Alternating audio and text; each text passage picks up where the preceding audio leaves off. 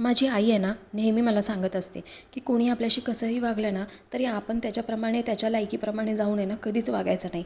या उलट आहे ना, आपण नेहमी माफ करायचं. कारण माफ करणारा हा नेहमी मोठा असतो आणि बदला घेणारा हा नेहमी छोटा असतो. पण माझं ना माझ्या आईच्या विचारांच्या एकदम विरुद्धच आहे.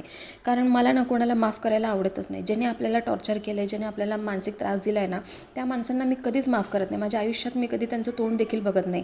मी का माझं रक्त जाळून मी त्या लोकांना माफ करू? या उलट आहे ना, मी त्यांची अशी तशी करून आहे ना, स्वतःला सॅटिस्फाईड करू शकते. एवढा माझ्यामध्ये कॉन्फिडन्स आहे. मी अशीच वागते. कारण आहे ना, मला स्वर्गात जागा भेटली नाही तरी चालेल. माझ्या 2-4 मित्रांसोबत आहे ना, माझ्या फ्रेंडसोबत मी नरकामध्ये राहायला एकदम खुश आहे. पण अशा लोकांसोबत आहे ना, अजिबात आपण कॉम्प्रोमाइज करत नाही.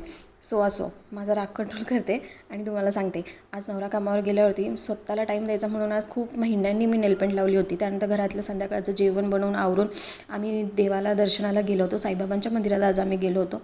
त्यानंतर नवऱ्याला थोडी शॉपिंग करायची होती म्हणून शॉपिंग करायला गेलो. शॉपिंग करून मग बाजारात गेलो तर अर्ध्यापेक्षा भाजीवाले ना नेहमी उठूनच गेलेले असतात. कारण आम्हाला नेहमी जायला आहे ना उशीरच होतो मार्केटमध्ये. तर मार्केटमध्ये गेलो, जे होतं ते घेऊन आलो. घेऊन आल्यानंतर घरी छान असं जेवण बनवलं होतं. नवऱ्याला खूप भूक लागली होती कारण त्यांचा आज उपवास होता. आज जास्त काही मी स्पेशल केलं नाही कारण खूप दिवस झाले जरा तब्येत बरी वाटत नाही. त्यामुळे घरी आलो आणि जेवण केलं. तर असा होता माझा आजचा दिवस. भेटू पुन्हा. बाय.